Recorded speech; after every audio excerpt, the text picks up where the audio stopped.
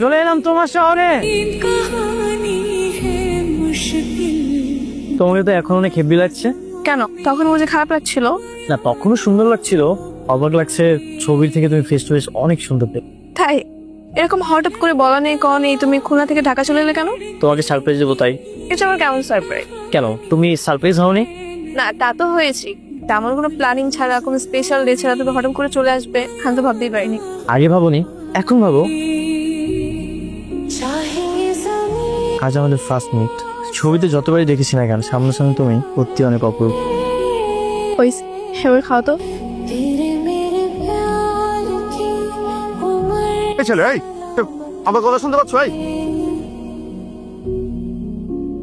কি হয়েছে বাবা? পরে বলছি সব, আগে ভিতরে যেতে দে, আগে সর সর সর। এই বদমাশি, কি বলেছিলাম? চ্যালেঞ্জ দিয়েছিলাম না? রাখো তোমার চ্যালেঞ্জ। সারা রাত কিভাবে ভঙ্গ হয়ে থাকবা নাকি? না, রাত 2টা-3টা পর্যন্ত থাকবে। তারপর তোমার বাবা যদি জিজ্ঞাসা করে, তখন বলবো যে অনেক রাত হয়ে গেছে, আর যত না হয় থেকে যাই। কি বলো? তোমার অনেক সাহস হয়েছে, তাই না? তুমি নিজেই নিজেকে চিনতে পারছো না? না, আমি তো নিজেকে চিনতে পারছি না। আমার বাড়ি কোথায়? আপনারা কারা? আমাদের চিনতে না পারাটা একদম স্বাভাবিক ব্যাপার, কিন্তু তুমি নিজেই নিজেকে চিনতে পারছো না, এটা তো অস্বাভাবিক ব্যাপার। না সত্যি, আমি আমাকে চিনতে পারছি না। আমার পরিচয় কি? আমার বাড়ি কোথায়? আমি কেন নিজেকে চিনতে পারছি না? কেমন অভিনয় করলাম? খুবই পচা। খুব পচা অভিনয় করেছি, তাই না? আমার অভিনয় দেখে তো তোমার বাবা ভরকে গেছে। বাবা তো সহজ সরল, তাই গোল খাইয়ে দিতে পারলে। ফুপু থাকলে কখনোই গোল খাওয়াতে পারতে না। কখনোই না। সকালে দেখাবো তোমার ফুপিকেও ফুল খেয়ে যাবে। তাই শুনো, এত ভাবিও না। ভাইজান, কাজটা কিন্তু আপনি ঠিক করেন নাই। একটা বেগানা পুরুষে নিয়ে আসছেন ঘরের মধ্যে, দুইটা যুবতী মাইয়া ঘরের মধ্যে। আর তাছাড়া পাড়া প্রতিবেশী কি করবো? আরে পাড়া প্রতিবেশী আবার কি বলবে? আর ছেলেটা কি সারা জীবন এখানে থাকবে নাকি? ওর স্মৃতি ফিরে আসলেই তো ও বাড়িতে চলে যাবে। এই যে মিস্টার স্মৃতিহারা, বাবা খেতে রাখছে আপনাকে। কখন ঘুম থেকে উঠছি আমি?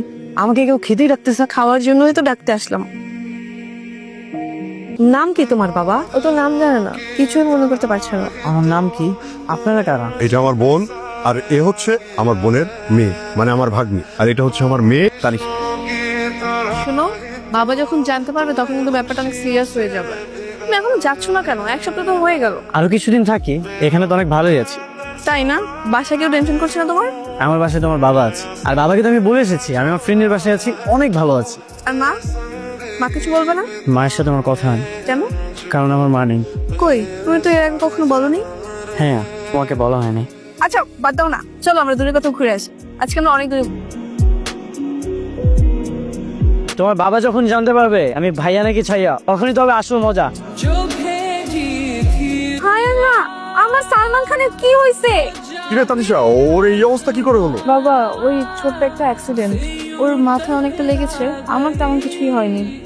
এমনটা হবে আমি আগে জানলে না ওকে বাইক নিয়ে যেতেই দিতাম না। কি ব্যাপার, এখন আসছো ঘুম থেকে? আপনি কে? আমি কে? আমি তোমার নানি। ও, এখন কেমন আছো সালমান খান? আমাকে বলছেন? তোমাকেই তো বলছি। আমার নাম সালমান খান। হ্যাঁ, ভুলে গিয়েছিলাম। কিন্তু আপনি কে? আমাকেও ভুলে গেছো? আমি তোমার বাবা। ও, আর উনি আমার নানি, তাই না? ও নানি কেন হবে? ও তোমার বোন। বাবা, আমাকে যে কারো বোন বানাবা না, এসব কিন্তু আমার ভালো লাগে না। কিন্তু নানিরা তো কম বয়স কেন? আচ্ছা ঠিক আছে, ওসব বাদ দাও। সালমান খান, তোমার জন্য একটা সুখবর আছে। কি সুখবর? সুখবরটা হচ্ছে আমার বোনের মেয়ে, ওর সাথে তোমাকে বিয়ে দেবো বলে আমরা একটা ফাইনাল সিদ্ধান্ত নিয়েছি। কোন মেয়ের সাথে? আরে ও যে মোটা করে মেয়েটা আছে না, আমার ভাগ্নি, ওর সাথে। কি হচ্ছে কি এখানে? অনেক আমি খুলনা 3 নং ওয়ার্ড কাউন্সিলর হাউদ চৌধুরী। স্যার আপনি এখানে স্যার কি চাই? আপনারা এতদিন ধরে আমার ছেলেকে কিডন্যাপ করে রেখে দিয়েছেন। কে ভাই আপনি? বাবা, উনি কে? অনেক, তুই আমাকে ভাই বলে ডাকছিস কেন? তুই কি আমাকে চিনতে পারছিস না? হ্যাঁ, আমি তোর বাবা। ওর নাম হচ্ছে অনেক। ও আমাকে ভালোবেসে এখানে আসছিল, আর এখন মৌটুসকে দেখে পছন্দ হয়ে গেছে। এর স্মৃতিশক্তি নষ্ট হয়ে যাওয়ার বাহানা করে ওকে বিয়ে করতে চাচ্ছে। এইসব তুই কি বলছিস মা? কে বলেছে আমার ছেলে নাটক হচ্ছে? তুমি কি জানো ছোটবেলায় ওর একটা অ্যাক্সিডেন্ট হয়েছিল, ওর পর থেকে ওর মস্তিষ্কে রক্ত জমাট বেঁধে আছে। যদিও চিকিৎসাতে এটা ভালো হয়েছিল, কিন্তু ডাক্তার বলেছে ভারী কোনো আঘাত লাগলে আবার ও স্মৃতি হারাবে। ডাক্তার কি বললেন ভাই? ডাক্তার বলেছে একটা অপারেশন করালে সুস্থ হওয়া সম্ভব, কিন্তু এই অপারেশনটা এই দেশে হয় না। ওকে নিয়ে সিঙ্গাপুর যেতে হবে, অনেকগুলো টাকা দরকার। কত টাকা লাগবে?